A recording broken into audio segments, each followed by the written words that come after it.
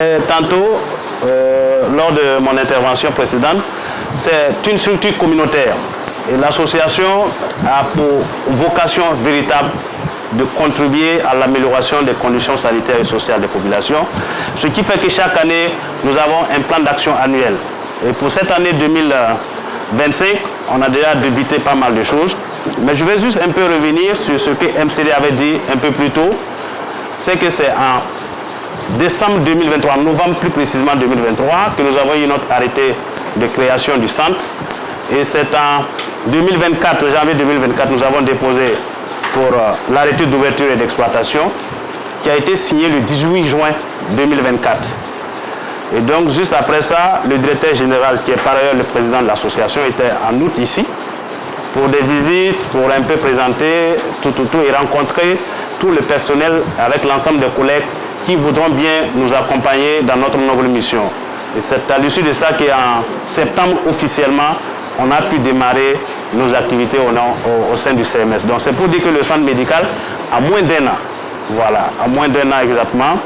Et nous avons entamé, parce que c'est ça également qui est notre vocation première, que dans la région du centre sud ici, particulièrement aux Zouégo, vous savez que l'année passée, il y a la clinique Shalom qui a été en tout cas au 3e rang national pour la certification. Et le MCD nous a fortement recommandé sur ça, ce qui a beaucoup plu au directeur général. Et nous sommes engagés sur ça. Je pense que tout récemment, avec la direction régionale, nous avons eu l'inspection technique qui est passée pour la certification. Ils doivent repasser encore pour le suivi et évaluation. Et nous pensons en tout cas qu'avec votre concours et avec tout ce que le travail qui seront faits sur le terrain, nous aurons en tout cas cette certification, en tout cas pour le bonheur de notre district. Donc pour ça, en tout cas, nous vous remercions déjà pour la confiance, pour déjà ce que vous faites à travers la promotion de nos activités, la participation et ainsi de suite. Donc rapidement pour revenir en 2025, c'est notre deuxième activité. Il faut dire que le 6 mars dernier, nous étions en Agrigré. Ça, c'était le 5 octobre 2024, où nous avons organisé la toute première campagne de dépistage de l'hépatite B et puis certaines pathologies. Donc je crois qu'il y a en tout cas des visages qui vous sont familiers, qui sont venus en tant que volontaires nous appuyer. Docteur Comporé, docteur Bougman, voilà. Il y a docteur Nikema Nicolas qui est également sur la photo, avec tout le personnel volontaire et SVP. C'était le 10 octobre passé. Voilà. Toujours c'était ce même jour-là que nous avons pu réaliser, en tout cas, cette activité au bonheur de la population. On a dénombré 76 personnes qui ont pu passer en matière de dépistage. C'était vraiment gratuit, avec des consultations. C'était vraiment offert, soutenu par notre structure associative. Voilà. Donc, on peut continuer. C'est toujours également... C'était la toute première campagne, en tout cas, d'une série qu'on a débutée depuis 2024. Voilà.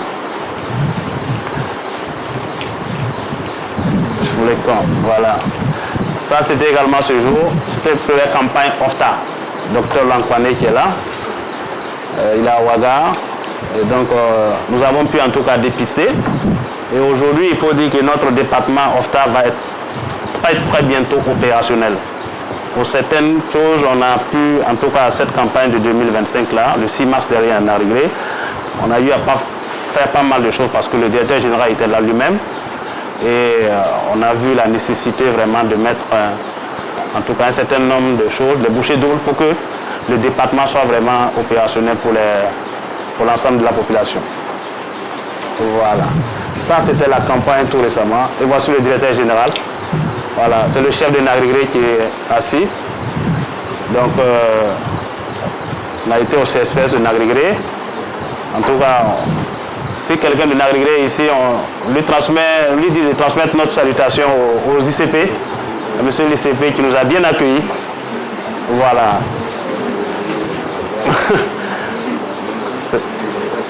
Alors, il y a une précision ici, parce que ce jour, on est arrivé tombé à pic, qu'il y avait un enfant qui avait l'œil percé.